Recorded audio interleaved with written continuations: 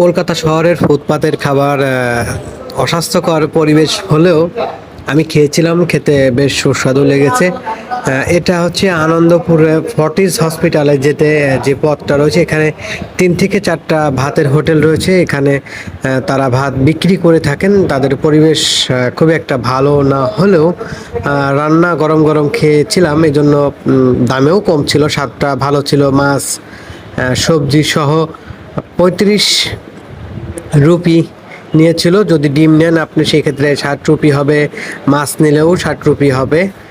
সব মিলিয়ে পরিবেশটা বেশ ভালো ছিল।